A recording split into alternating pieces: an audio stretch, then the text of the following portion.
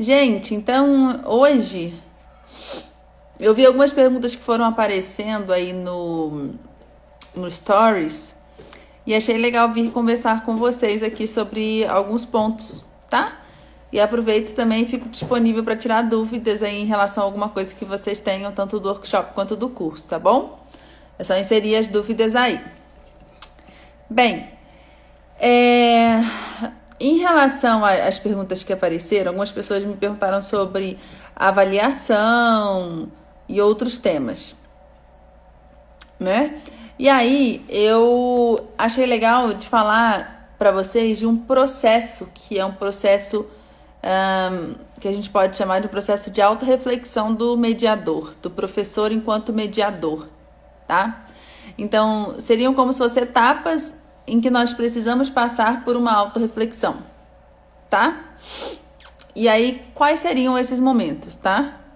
Então, nós poderíamos dividir, né, essa prática de autorreflexão do mediador em 3 principais estágios, tá? Antes da ação como professor, ou seja, pré-ação, depois o segundo estágio durante a prática pedagógica, efetivamente quando o mediador está atuando como mediador, e o terceiro momento após a prática como professora, a atividade docente, tá?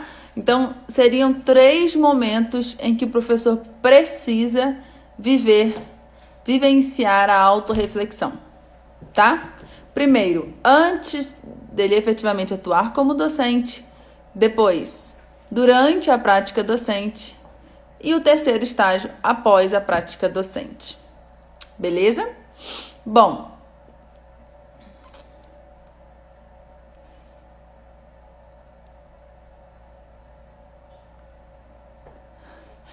Beth, eu compreendo.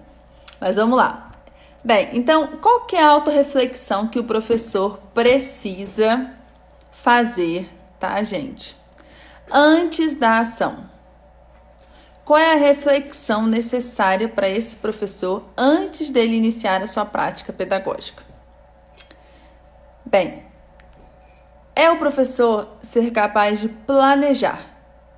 Então, ele precisa refletir sobre aonde ele pretende chegar, o que ele pretende prover para aquele estudante, quais são as carências que de alguma forma ele busca sanar, tendo sempre como referência o que é afinal ensinar, ou o que se pode dizer efetivamente.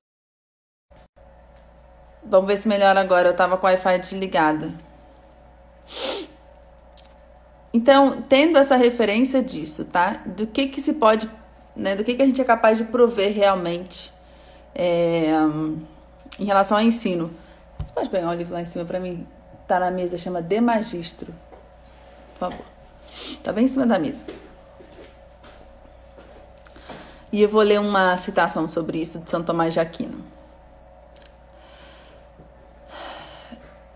Então, essa primeira fase de reflexão do professor, pré-ação docente, ela envolve uma série de coisas que são fundamentais. E que eu falei um pouquinho disso no Stories de hoje, tá? Então, eu até vou ver se eu projeto esse Stories aqui para ficar claro para vocês. Então, alguém me perguntou como começar a dar aulas, né? Para quem nunca deu. E daí eu disse, a primeira coisa, né? Esqueça totalmente a forma como você aprendeu e não pense que a solução, né, para esse problema, né, que foi a forma como a gente aprendeu, que claramente a gente sabe que foi uma forma que não foi ideal, tanto que nós temos carências, né, de aprendizagem.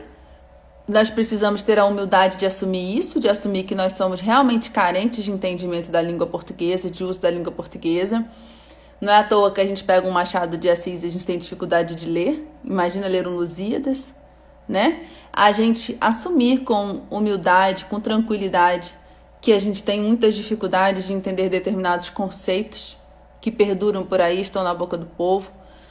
Então, nós tivemos uma formação literária, uma formação linguística deficitária, tá?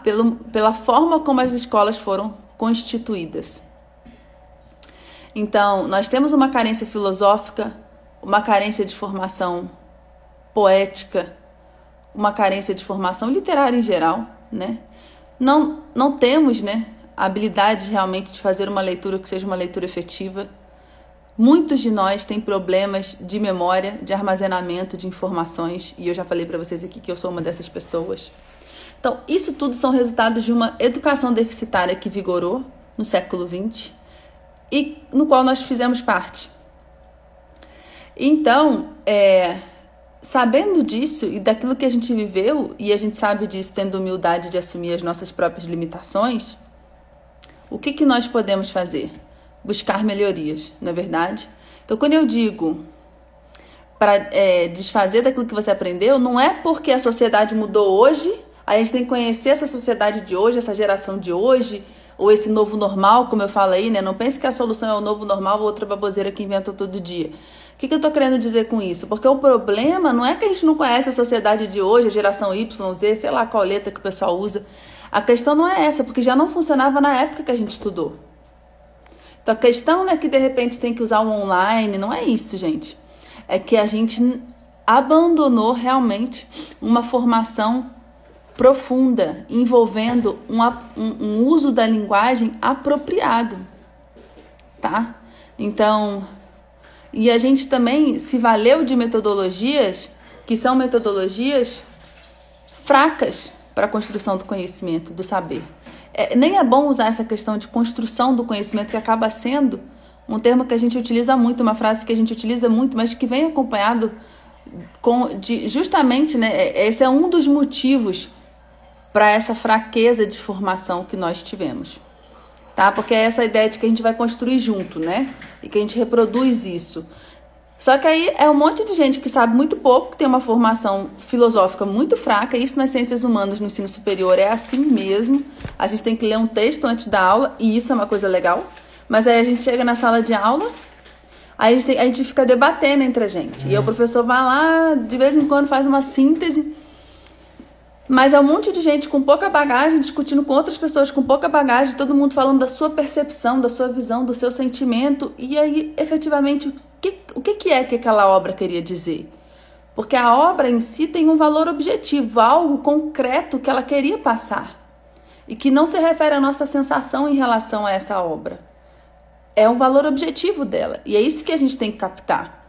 Um escritor, quando ele escreve um livro, ele tem uma mensagem a passar. E não importa também que eu considere o meu sentimento em relação a essa mensagem, eu posso considerar, mas eu primeiro preciso entender verdadeiramente essa mensagem que foi passada. E eu preciso de bagagem linguística para isso, né? Então nós temos dificuldade de ler, de escrever, de nos expressarmos, de expressar os nossos sentimentos, porque a literatura, a linguagem, ela nos fornece repertório verbal para a gente, inclusive, entender aquilo que a gente sente, né? Poder verbalizar para a gente mesmo, né? Então, quando eu digo a primeira coisa, desfaça de tudo que você aprendeu, o que eu estou querendo dizer com isso é a gente ir em busca de outras formas de formar. E é mais um resgate do que necessariamente querer inventar a roda, porque se surgiram Machado de Assis, né? Nelson Rodrigues, Camões. Se surgiram tantos mestres anteriormente e hoje nós temos carência desses mestres, é porque a educação antiga, e isso é uma generalização, ok? A gente não pode falar de uma educação antiga, mas estou falando intencionalmente de uma forma generalizada, funcionava. Então, que educação é essa que funcionava? O que ao longo do caminho deturpou esse funcionar e levou hoje a essa carência que nós temos? Então, aí eu dou a dica de Hugo de São Vítor, né? Acredite, o segundo ponto, que a verdade existe. Esse é um outro ponto fundamental, né? Afinal, para que a gente precisa conhecer alguma coisa?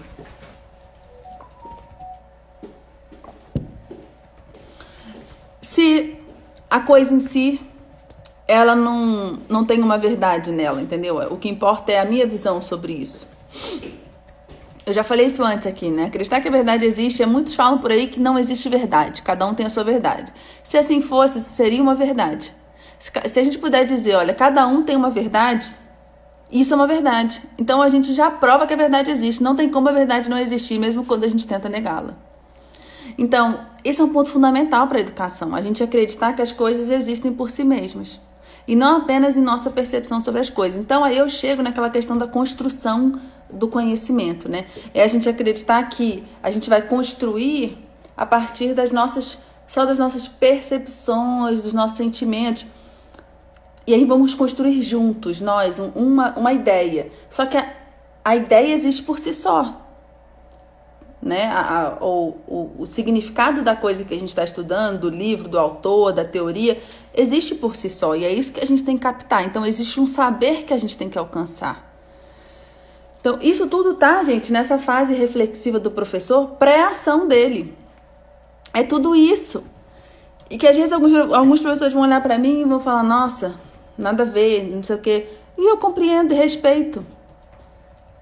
Né? Agora, para mim, isso é um exemplo de falta de humildade. É da gente não querer acreditar que a gente tem limitações e que a gente tem que correr atrás do prejuízo. Então, aí eu levo ao terceiro ponto, que é tenha clareza do que é educar.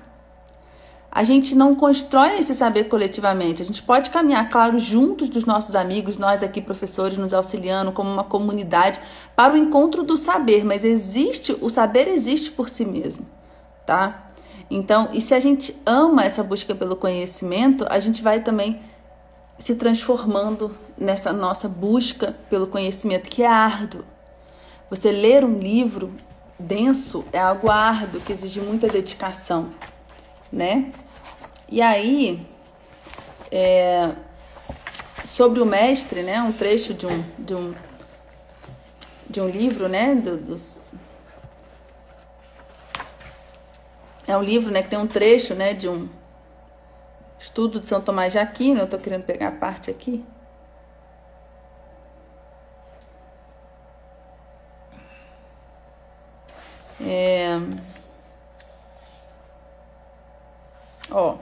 Olha só. Além disso, ensinar não é senão causar, de algum modo, a ciência num outro. Entretanto, não era essa parte, gente. Não é essa parte, calma aí.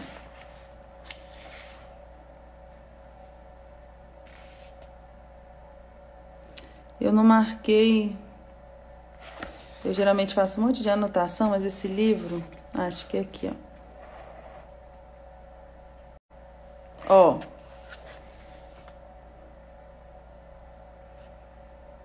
Aqui. É aqui, olha só. É no momento que ele está citando o Boécio, tá? No livro A Consolação da Filosofia. Além disso, disse Boécio no livro A Consolação da Filosofia, que com o ensino só se instiga a mente do homem a saber. Ora, quem instiga o intelecto a saber não o faz saber. Assim como quem instiga alguém a ver corporalmente não o faz ver. Logo, um homem não faz o outro saber, e não se pode dizer propriamente que o ensina. A grande verdade é essa. Então, que com o ensino só se instiga a mente do homem a saber. Então, a gente não coloca nada na cabeça de ninguém. A gente instiga o homem a buscar o saber, a buscar a sabedoria, tá? E aí ele dá esse exemplo, né? Ora, quem instiga o intelecto a saber não faz saber. Assim como quem instiga alguém a ver corporalmente não faz ver. A pessoa vê por ela mesma. E é a mesma coisa para a aquisição do conhecimento. Então, o homem não faz o outro saber. E aí, então, a gente nem poderia dizer que ele propriamente ensina. Então, a própria ideia de ensinar, né, é uma ideia que a gente poderia, inclusive, questionar, mas principalmente na forma como a gente concebe hoje, sabe, gente? Como algo que aquele excesso de informações e fatos e coisas que tem que ser transmitidas e passadas e acumuladas. Mas também o inverso disso não é essa construção coletiva, né? O inverso disso é o quê? É uma pessoa que vence a preguiça, que vence a procrastinação, que vence suas próprias limitações, que tem vontade, que tem motivação para encarar a busca pelo conhecimento, que é árdua. Por que árdua? Porque a partir do momento que a gente começa a conhecer, uma coisa acontece. A gente começa a ter a necessidade da nossa transformação. Porque não tem como a gente encontrar o saber tal como ele é, ou seja, as verdades, sem questionar a nossa própria vida. Entende? A nossa própria forma de viver, né? Então, quando o professor está nesse estágio da reflexão, da autorreflexão, né, gente? Que é antes da aula em si, ele está vivendo o quê? Uma grande transformação de si mesmo, tá? Em primeiro lugar. E em segundo lugar, ele vive toda aquela questão de planejar, tendo como referência tudo isso que a gente conversou aqui. É planejar tendo como referência o que é realmente educar. Entendeu? E aí o segundo momento de autorreflexão do professor, que a gente poderia dizer, né, esse processo de reflexão do mediador, que acontece durante a prática docente, é a adaptação. Ou seja, é a gente estar diante da sala de aula, diante dos problemas com os nossos mentorados, com os nossos alunos, e ter essa maleabilidade, essa flexibilidade, essa percepção, intuição, para resolver as situações que se apresentam. É o momento do pé na estrada com o GPS, né? Que a gente detalha lá no curso de aprendizagem ativa na prática. Então, como ter essa percepção? Como ter essa intuição? Então, o curso, ele caminha exatamente dessa forma. Primeiro, trazendo uma visão profunda sobre o que é educar, para a gente se conectar com isso e poder levar isso adiante na nossa prática, na nossa autotransformação. Depois começa a dar elementos para a gente efetivamente ir para a ação e ao mesmo tempo ir para a ação com uma capacidade autorreflexiva, que é de se adaptar às coisas como elas se apresentam. Ou seja, a gente vai com um planejamento, mas a gente chega durante a aula e se depara com situações que muitas vezes nos impedem de operar aquele planejamento da forma como nós planejamos. Mas às vezes nos apresenta de uma forma muito melhor do que a gente imaginou que seria possível. A gente vê ali um gancho para fazer algo ainda mais profundo e mais transformador e mais efetivo do que a gente achou que poderia, tá? Então eu sinto muito isso quando eu tô com os meus filhos, né? Principalmente o mais velho, que vai fazer 3 anos. Que ele mostra uma inteligência, assim, uma rapidez de pensamento que eu não imaginava que ele teria. Então eu estava preparada para contar, por exemplo, a história utilizando termos ou uma narrativa muito diferente do que ele se mostrou capaz, entendeu? Então, muitos professores já querem o quê? Me dá o recurso que eu tenho que usar, me dá a metodologia. Porque eles não entendem o valor que é dar esse passo anterior e refletir sobre o que é realmente educar, sobre os problemas da educação atual, tal como ela está constituída. A importância da gente ter uma vocação, né, na nossa prática, uma missão pessoal na nossa prática. Então, Regina, que bom que você está gostando. Minha cabeça não para de pensar, muito bom, muita reflexão. Que bom, bem-vinda, Beth, maravilhoso, né, Regina? Que bom, gente, grata. Então, assim, agora o professor que valoriza isso tem muito progresso, tem muitas vitórias e percebe que quando ele não valorizava isso, era uma prova de que a forma como ele foi ensinado a aprender é errada. Por quê? Ele quer o imediatismo, ele quer a resposta imediata. Ele quer o quê? A metodologia logo. Tipo assim, né? Ele não entende que para ele realmente engajar a sala de aula dele, transformar a vida dele como professor e tal, ele precisa investir. E eu não tô falando só de financeiramente, tá, gente? Sei lá, no valor mensal de uma pizza, não é disso que eu tô falando. Eu tô falando investir em se ver como se é, investir na sua transformação, verdadeiramente. Né? Então, só que os professores que se colocam de uma forma humilde, ainda que ser humilde é algo muito elevado e nenhum de nós somos, a não ser que você me convença que você é um profeta ou alguma coisa assim, mas acho difícil, com todo respeito. A humildade, assim, ter pelo menos um pouco da humildade, né, que é algo muito maior, pra gente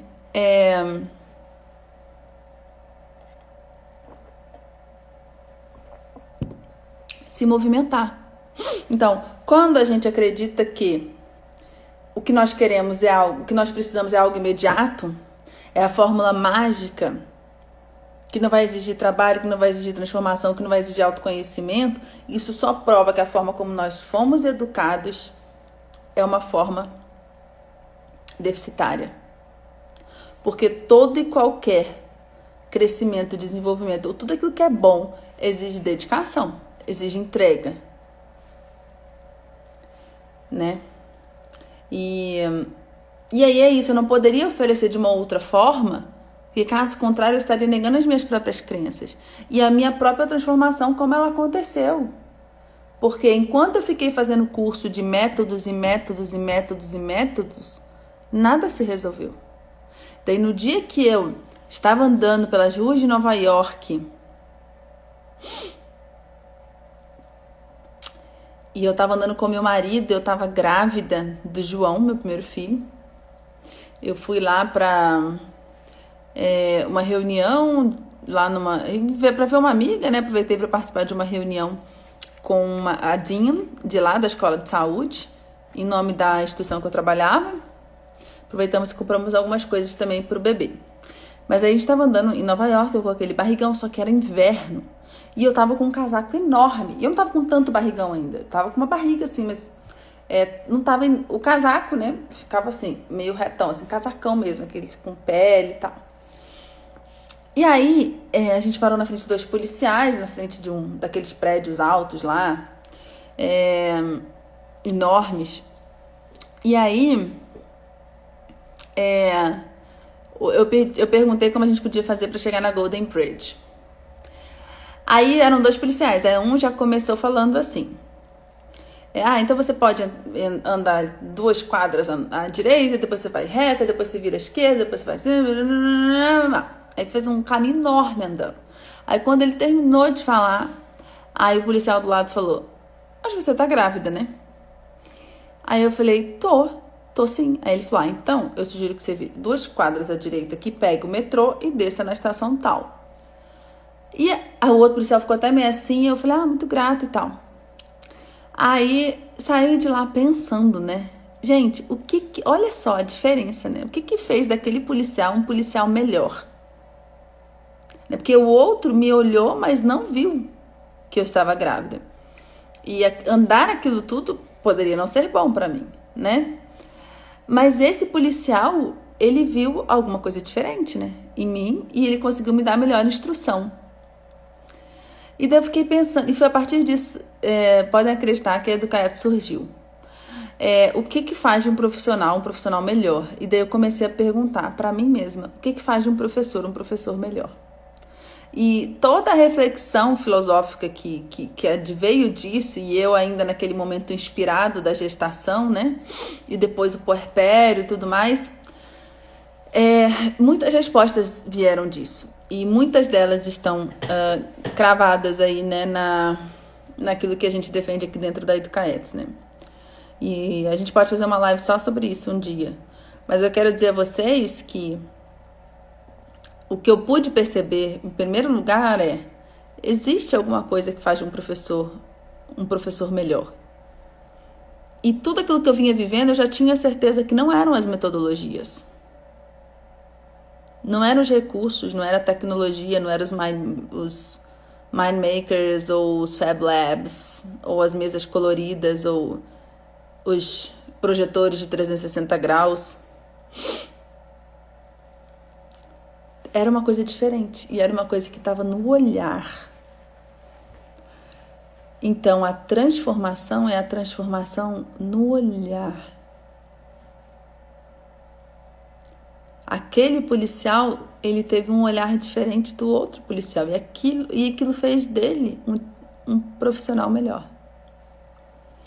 Então, qual é o olhar que nós temos que ter para sermos um professor melhor? E aí, o que eu venho falando muito aqui, a primeira coisa é que a gente tem que realmente ter um olhar sobre quem a gente está formando. E a gente está formando um ser humano. Então, a gente tem que entender o que é formar um ser humano, o que é um ser humano e como formá-lo. E, sendo nós constituídos da mesma matéria formadora a que nos dedicamos, nada mais é do que também um caminho de autoconhecimento.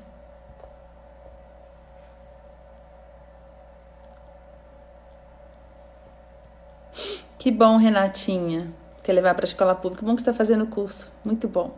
É possível e é necessário. Então, não é um olhar específico, tá? São muitas questões que vão guiar o nosso olhar antes do olhar. Então, o olhar, ele já é a materialização da nossa prática ideal. Mas o que precisa ter em nós antes de nós olharmos de fato? Entendeu? É nisso que a gente tem que se dedicar e muito. E um mergulho mesmo. Perguntaram qual que é o livro, né? Esse aqui. De Magistro. No Instagram fica espelhado. Uma beleza. Uma beleza. E ninguém indica isso pra você na faculdade. Não. Não indicam.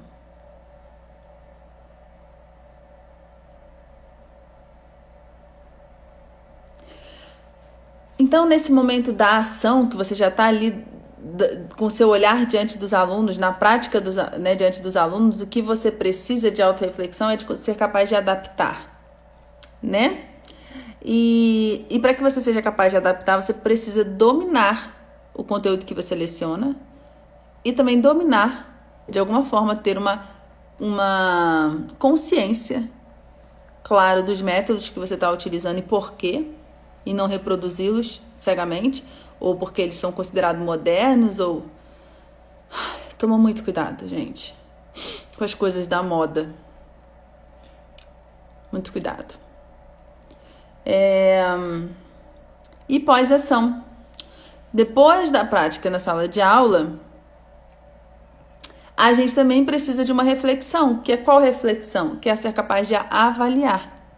Avaliar aquilo que a gente viveu com os nossos alunos, avaliar aquilo que eles produziram, fizeram ou perguntaram, as dúvidas que eles mais apresentaram, né? O envolvimento deles com aquilo que foi trazido. Então, é o momento de avaliar tudo. E saber avaliar...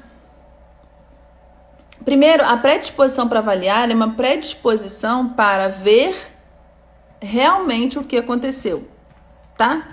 Então, não pode ser uma atitude defensiva do tipo, eu já fiz tudo que eu tinha para fazer, os alunos que não quiseram, entendeu? Ou assim, a minha parte eu fiz, foi ótimo, né? Eu planejo a aula muito bem, eu fiz o meu melhor, então tá tudo resolvido. A avaliação é a predisposição para ver as coisas como elas realmente aconteceram. É de Magistro. Tem texto de Santo Agostinho e de São Tomás de Aquino. Vocês estão comigo?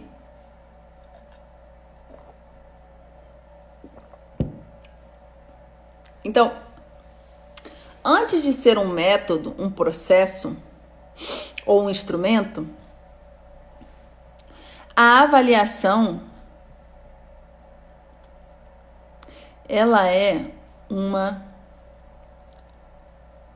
atitude também de humildade, da gente querer realmente ver as coisas como elas aconteceram, disposto a ver, inclusive, né, a maior responsabilidade pelas falhas em si mesmo.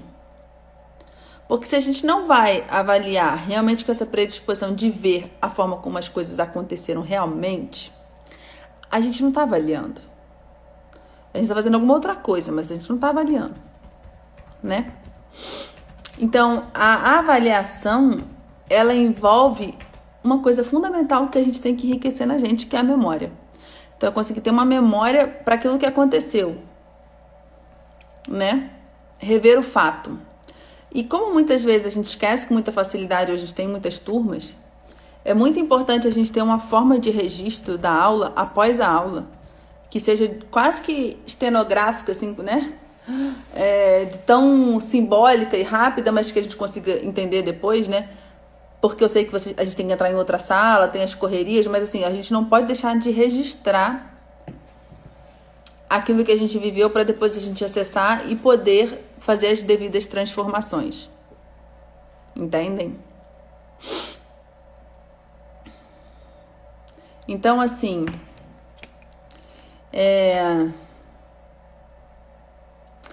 para então esse momento, a gente precisa fazer realmente um registro periódico dos dados para a gente poder conseguir fazer essa reflexão.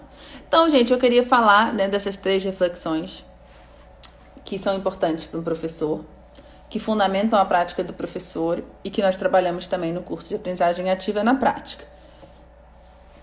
Alguém tem alguma dúvida sobre a nossa conversa de hoje? É o de magistro São Tomás de Aquino e Santo Agostinho. Nós estamos aí nos organizando, se Deus quiser, para em breve ter uma livraria nossa. Então, os livros que a gente indica, se Deus quiser, logo em breve estarão aqui também com desconto para vocês. Se tem modelo de planilha para autoavaliação, temos lá no curso de aprendizagem ativa na prática. Qual a relação da fenomenologia e da educação? Olha, isso aí é uma live. Isso aí são 5 lives, tá, gente? Que eu amo. Tem, suas indicações estão no curso de indicações literárias. Já vou te responder, Jéssica, que essa é mais profunda. Grande parte das indicações literárias estão no curso, sim, tá? E mais até das que eu passo aqui.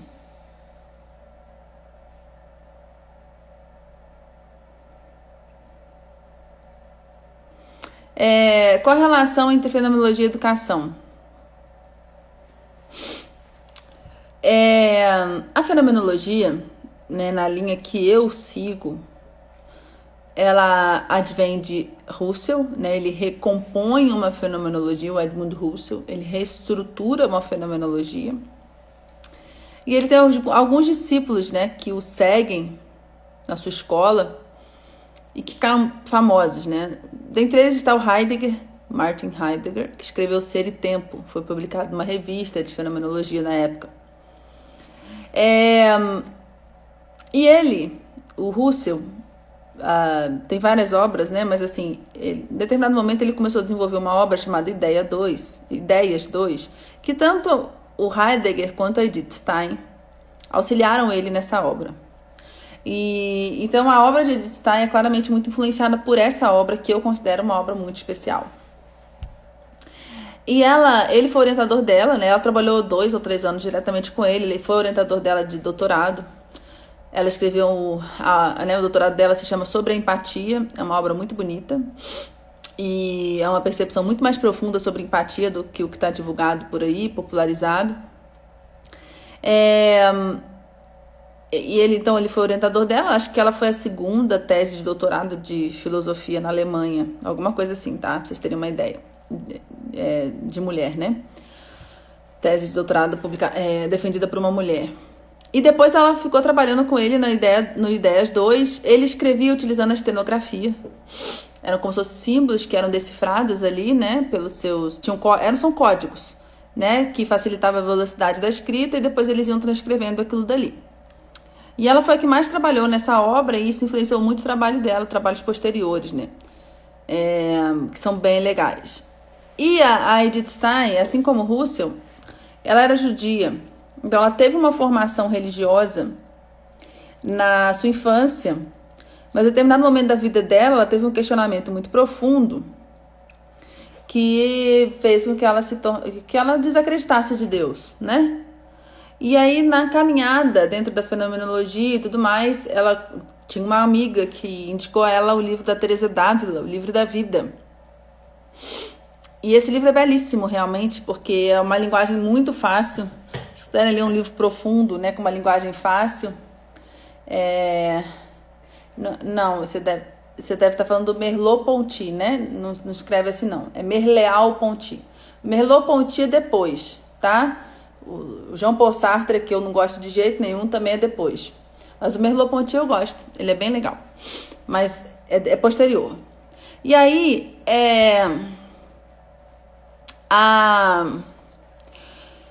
ela leu esse livro, né? O Livro da Vida, que é um livro muito fácil de ler, porque ela não era uma erudita e ela escreve para as alunas dela, do convento.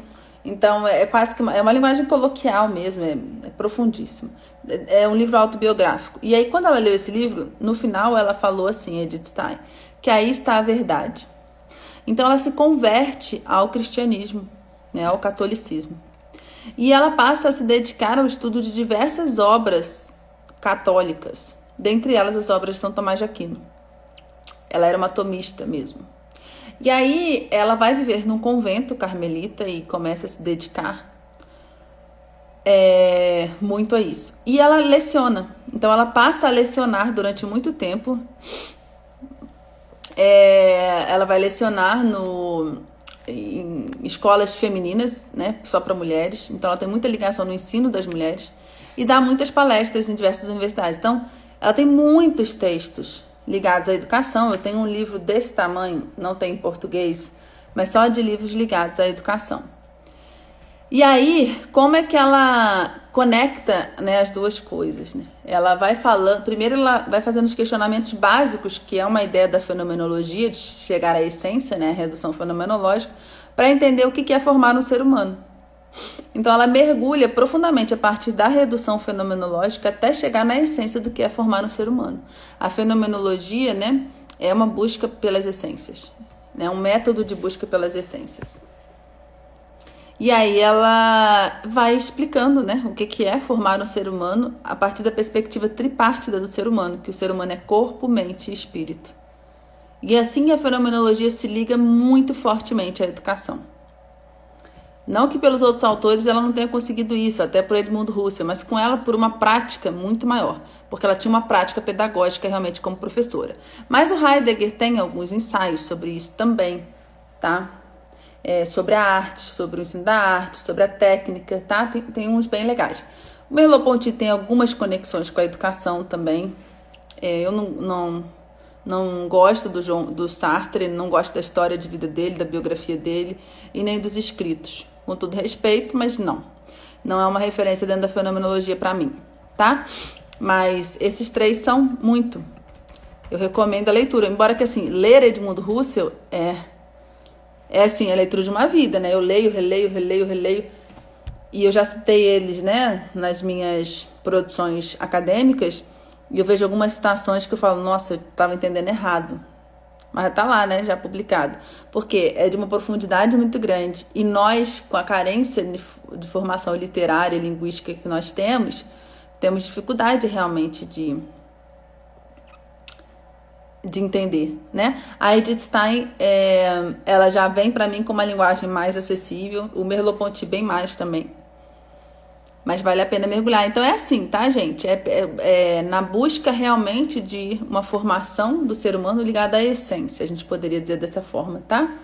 E aí depois a Edith Stein tem uma série de obras ligadas à educação que tem um conteúdo também de formação para a transcendência, que é de formação para realmente o encontro da unidade de Deus, né? Que são textos belíssimos também. Ela tem muitos textos bem católicos também, né? A Ciência da Cruz e outros.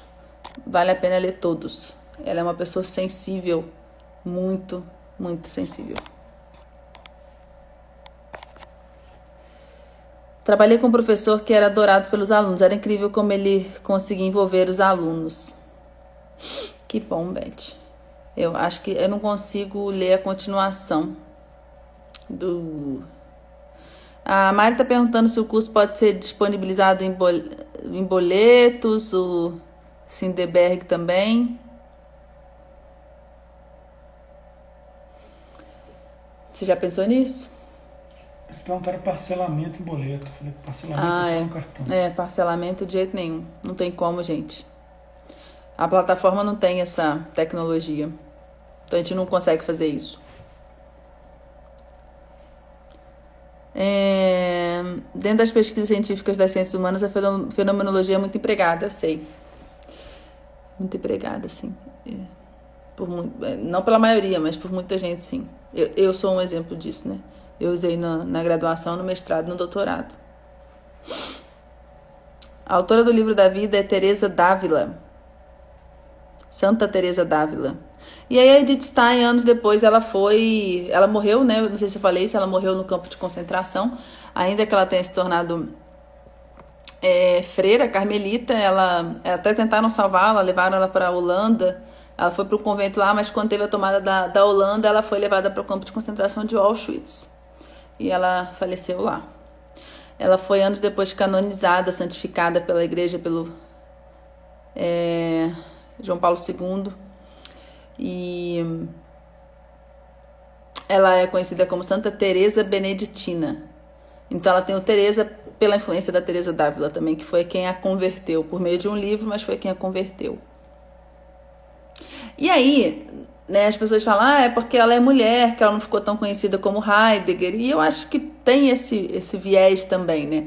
Ainda que ela tenha sido uma mulher que mostrou e conseguiu defender a sua capacidade intelectual, né, na época, porque ela defendeu a sua tese. Então, sim, com certeza existe essa influência também, né? Porque, por exemplo, ela não lecionou nas grandes universidades, né? Ela só lecionou em colégios femininos, tá? Embora ela tenha dado palestras em grandes universidades. Mas não é só isso também, entendeu? É o fato também de ela ter uma produção cristã e uma produção católica. Então, quando você adentra nesses textos, já há uma resistência dentro da academia, né? Porque para muitas pessoas, ciência e teologia são coisas distintas, o que é talvez um dos enganos mais danosos para a ciência. Vamos ver o que está aparecendo aqui.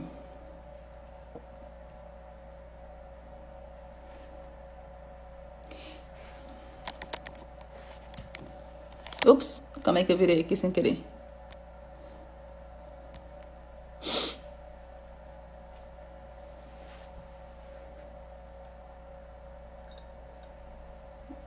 Os livros da Biblioteca Católica.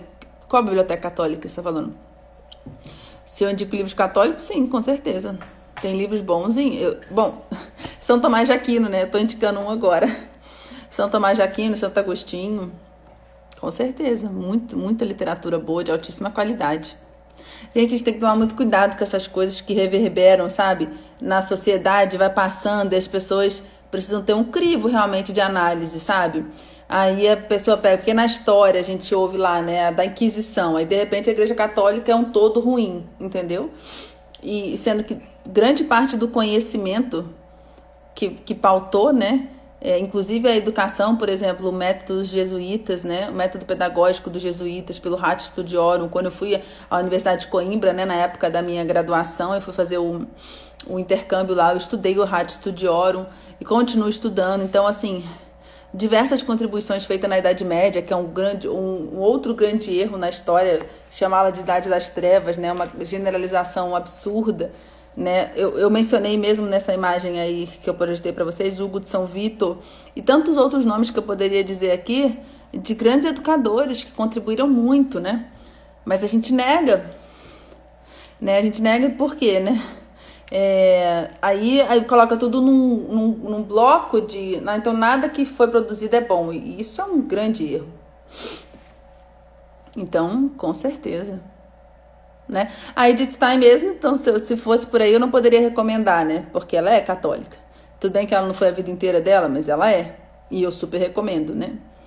Então, é difícil, inclusive, a gente, às vezes, se a gente for avaliar, grandes nomes na área da educação são católicos.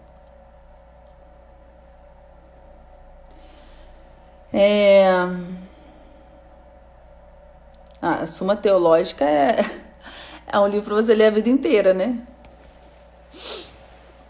Nossa senhora, é uma entrega pra vida inteira, né? Que nem foi finalizado, né?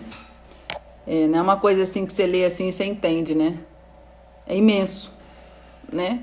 Então, mas assim, o São Tomás de Aquino, ele vale demais, sabe, gente? O mergulho realmente. Mas você precisa de auxílio, né? Você precisa de auxílio para compreender, porque...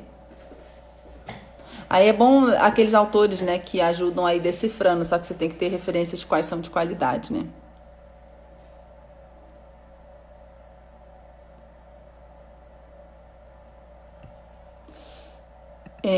Você disse busca da formação do ser humano ligado a... acho que foi quando eu falei da visão tripártida, né? O ser humano composto de corpo, alma e espírito. É uma coisa que o Rudolf Steiner traz também na antroposofia. Mas é que acontece, quando a gente vai falar de educadores que a gente conhece, aí a gente só fala. O próprio Rudolf Steiner, muita gente conhece porque as escolas Waldorf estão mais famosas. Eu gosto muito dele. A gente só fala de Skinner, Piaget, Vygotsky, Montessori, coisa assim. Esse povo todo é muito recente, gente. Então eu tô falando de coisa muito antiga, né? Por exemplo, eu cito muito aqui Aristóteles, entendeu? Então, assim, a gente ter uma referência que o mundo é muito mais antigo, tá, gente? Do que o que a gente vive hoje, né? Então, e a gente ter coragem de buscar essas referências que ainda perduram, porque elas já poderiam ter sido esquecidas, perdidas, queimados, mas estão aí, né? Se você for parar pra pensar, Hugo de São Vítor, né? Nasceu ali em 1100, alguma coisa desse tipo. Foi quando ele nasceu. Entendeu? 1100. E tem livro dele, e é legível, e é maravilhoso. E faz todo sentido resgatar. Entendeu? Então, assim... E a gente só sabe citar educador atual. Eu vejo, quando às vezes eu estou até falando aqui de estudiosa, as pessoas só citam sempre os mesmos nos comentários. E não é por mal, gente. E eu não estou acusando vocês de nada. É a gente ter a humildade de assumir. Cara, eu não fui bem formado. Nem na educação básica, na escola, porque eu me lembro de 10% e olhe lá daquilo que eu aprendi, ou então não aprendi, do que tentaram me ensinar. Porque na minha formação básica eu conheço pouquíssimos autores e todos eles são recentes e o ser humano existe há bilhões de anos e a gente tem coisas de 3.500 anos escritas ainda disponíveis pra gente e a gente não lê isso. Caibalion, né, atribuída a Hermes Trismegisto, escrito pelos 3 iniciados, que ninguém sabe quem é, mas enfim, é uma obra-prima que nos explica como é que funciona o universo, sabe? Então, assim, as leis universais. Então, e a gente não ouve isso na educação, na formação básica, entendeu? Então, é isso, gente. É uma questão de humildade. Muitas vezes eu falo dessas coisas e as pessoas vêm... olha, não quer seguir a página, não siga, entendeu? Mas aqui o que eu tenho pra falar é isso. Entendeu? E... Gente, e não é só na graduação, não. É isso mesmo, Renatinha. Na pós. Eu sei, porque eu fiz pós, eu fiz mestrado, eu fiz doutorado. Entendeu? Então, assim, agora eu, para fazer um pós-doutorado, estou escolhendo muito bem. Estou querendo ir para uma universidade focada em artes liberais, uma coisa assim que eu possa realmente fazer um estudo profundo. Não quero mais ficar só, sabe, nessa bolha, não. Tá? É bom se sentir uma analfabeta, porque eu também me sinto, eu tô falando isso pra vocês, mas eu tô estudando. Então, assim, em momentos que eu podia estar dormindo, porque eu tenho 2 filhos pequenos, eu tô estudando. Eu tô lendo. E tô chamando Moisés para estudar comigo. Ele riu. Ele podia ter feito cara feia, né, gente? Mas ele riu. Porque a gente tem que crescer juntos, porque a gente não vai entregar para a escola, delegar para a escola a formação dos nossos filhos. A gente é responsável, né? Então a gente pode usar isso tudo, gente, para a gente como professor dentro da escola, mas a gente como pai e mãe também, né? Então a gente tem que se movimentar mesmo pra, sabe, gente, resgatar o tempo perdido. E que tudo bem, é perdido mesmo, mas assim, o importa é o hoje, né? É a gente tomar essa decisão hoje de se tornar pessoas mais eruditas, pessoas... Não é para poder tirar onda com o outro, não. É erudita pela gente, pra gente se desenvolver. Aí, outro ator super atual, Carla Zabala. Outra coisa, vamos falar de avaliação. Ou cita Perrenot ou cita Zabala.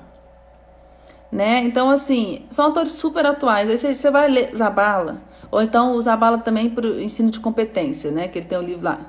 Eu li o livro inteiro. Eu saí no final sem saber ensinar por competência. Fala a sensação pra mim. Fala, mas não me dá a entender que ele aplicou aquilo realmente, entendeu? Aí você vai ver a bibliografia e você vê que ele é super teórico. Então, assim, mas tudo bem, vamos respeitar a obra do cara, né, gente? Eu mesma acreditei já no Zabala, no Perrenot.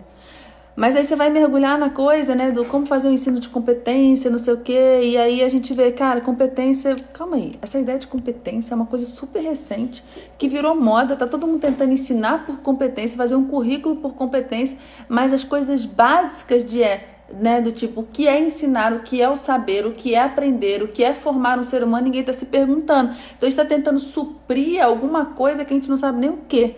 E aí fala em ensinar por competência, mas que ensino pode ser considerado realmente um ensino, ou melhor, que aprendizagem pode ser considerada uma aprendizagem se a pessoa não se torna mais capaz com aquilo dali, né?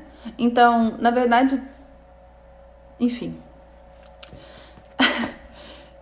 é melhor a gente parar por aqui, né? Que eu vi que eu comecei a ficar um pouco... O autocontrole é uma coisa muito importante. Não é verdade? Ai, ai.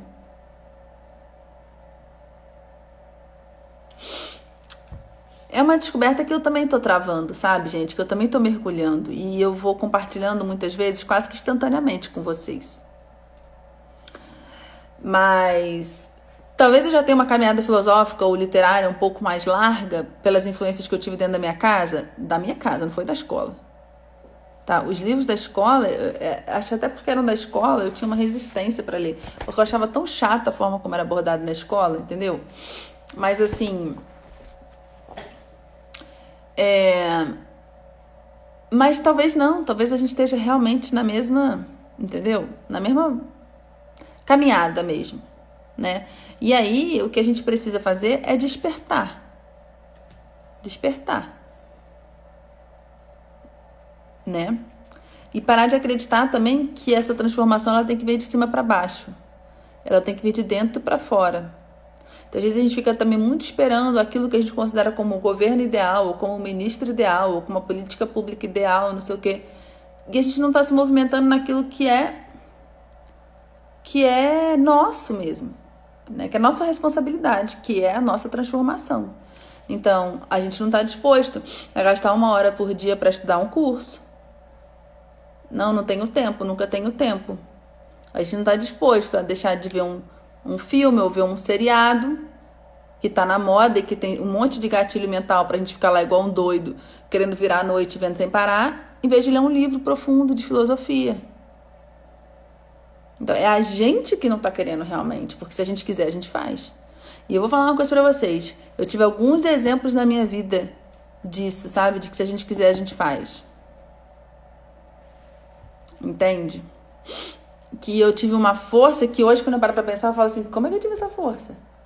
Eu tive uma motivação muito forte. Né? Então, assim, a Educaetas vem dessa motivação muito forte. Ela nasce disso, porque foram momentos que não foram fáceis. Com um filho de 1 ano e um filho recém-nascido. Que eu criei a Educaetas foi assim. E eu tive que, inclusive, em alguns momentos, prejudiquei um pouco até o meu contato com o meu filho, o mais velho, para eu conseguir fazer isso, né? Mas sabendo que era no futuro para poder estar mais com ele também. A Vera falou, né? Parece que assusta um pouco falar de escritores antigos ou filósofos. Mas assusta porque a gente vai ler e não consegue ler. É difícil de ler. É por isso que assusta. Né? E outra coisa, assim... aí o Sinderberg. Meus alunos falam que ler é chato. As crianças começam a achar ler chato na 5ª série. Como é que pode, gente? Na 4ª série já começa a achar chato ler. As crianças acabaram de aprender a ler.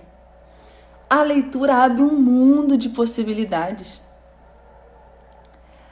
A escrita, ela permitiu que a gente se conecte com o passado de uma forma maravilhosa, vendo os seus costumes, a sua linguagem, que a gente mergulhe na história de outras famílias, de outros seres humanos, outros dramas, outras descobertas. Como é que pode uma pessoa não gostar de ler?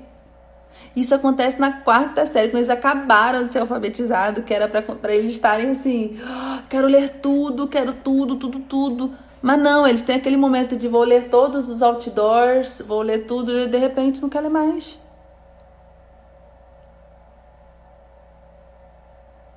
Então, isso mostra a barbarização da sociedade.